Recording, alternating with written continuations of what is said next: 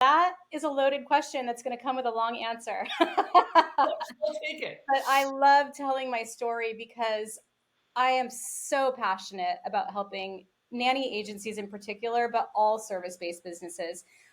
So my story starts, I was very young. I got married when I was 22 years old to a man Wow. who was 10 years older than me, and I was working as a nanny. And I had a nanny job with a billionaire family that was like in the news. President Bill Clinton was the president at the time. This was late 90s. And this family regularly had the Clintons visiting their home. And so you can imagine, the type of screening that should have been done on me as a nanny at the time. I got the job when I was like 19, I think, and I was there for a few years. Um, I went through an agency locally in San Diego who did not fingerprint me, did not background check me.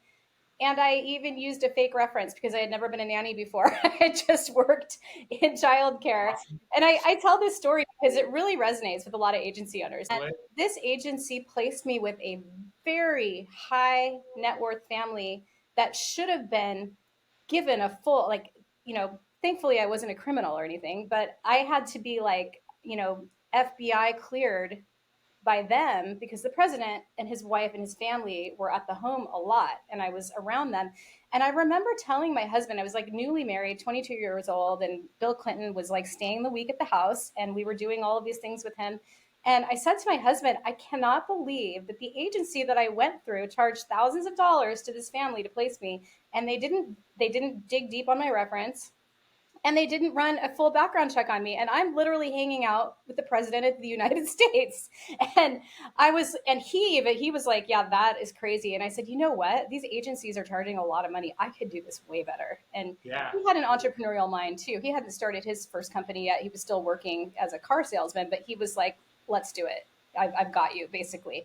And so I started down the road of starting my own agency. And this was, 1999. There was no good internet. There was no real way to research. And nobody was going to help me. No other agencies wanted to help me. Right. So I just started my own agency. I mean, just kind of like, okay, I guess I need a website. I'm going to run some ads in the newspaper and the Penny Saver and all the places.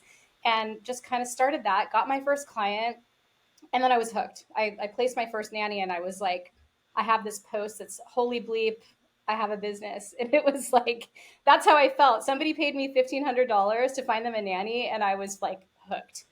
And from that point, it was trial and error. I was, trying different things out, and I got my business to a place